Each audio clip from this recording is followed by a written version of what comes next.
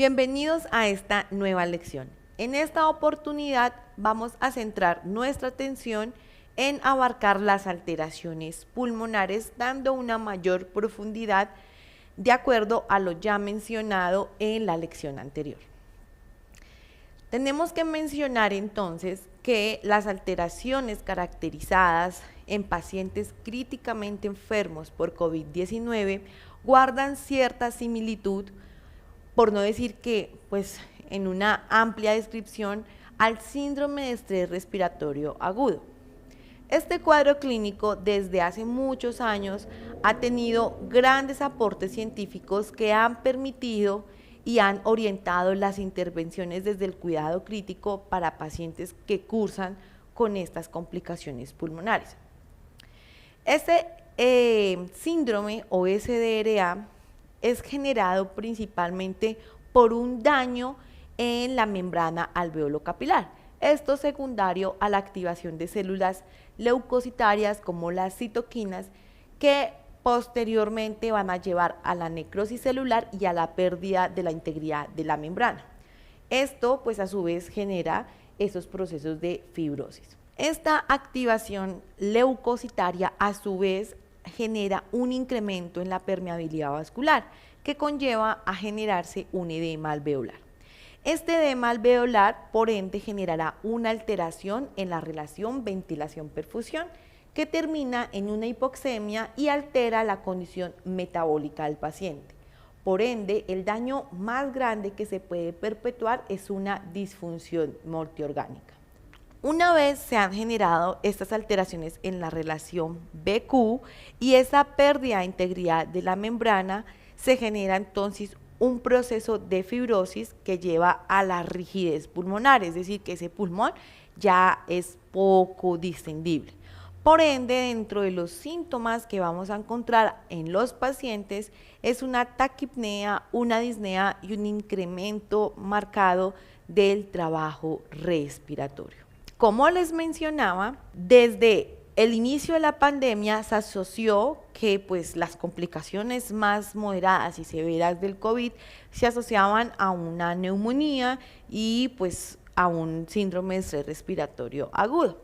Sin embargo, a mediados de abril del año 2020, una vez ya se ha generado algunos aportes importantes por los italianos, nos mencionan que existen dos fenotipos por neumonía COVID-19, un fenotipo L y un fenotipo H.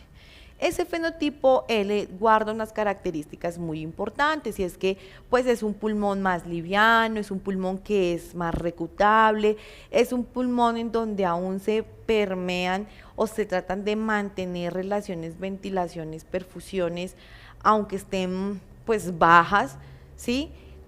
Son pacientes que no requieren de estrategias que lleven a la alta reclutabilidad, hay infiltrados y edemas escasos y el volumen de gas se pierde, pero no en grandes cantidades. En cambio tenemos un fenotipo H, que es un paciente que tiene alteraciones importantes en la distensibilidad, maneja alto SHON, son pacientes que requieren de estrategias de alta reclutabilidad, presentan gran cantidad de filtrados extensos y acompañados de edema y terminan con cuadros compatibles al baby long.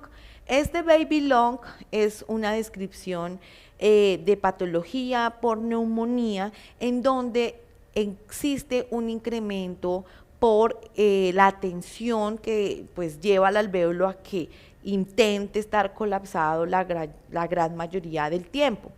En los bebés, en los neonatos, cuando aún carecen de productibilidad del surfactante pulmonar, se genera el síndrome de membrana hialina, que tiene características similares a estas neumonías en el adulto, en que existe una disminución de esa sustancia tensoactiva que hace que el alvéolo y el pulmón tienda al colapso.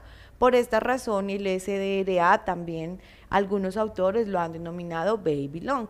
Entonces, al tener estos dos fenotipos, ¿Qué se propuso? Bueno, los pacientes que todavía no requieren de estrategias de alta reclutabilidad, que tienen unas PAFIs disminuidas, pero no extremadamente disminuidas, con cuadros hipoxémicos que aún se pueden manejar sin ventilación mecánica, se sugiere entonces que se realicen estrategias de pronación entre 16 y 18 horas y pues se utilicen modos de oxigenación o sistemas de oxigenación pues que no sean invasivos, y por eso se requiere o se propicia por el uso de máscaras de reinhalación. Entonces, esto pues hace también que tengamos un mayor control en la pandemia, pues secundario a la alta necesidad y requerimiento de pacientes de unidad de cuidados intensivos.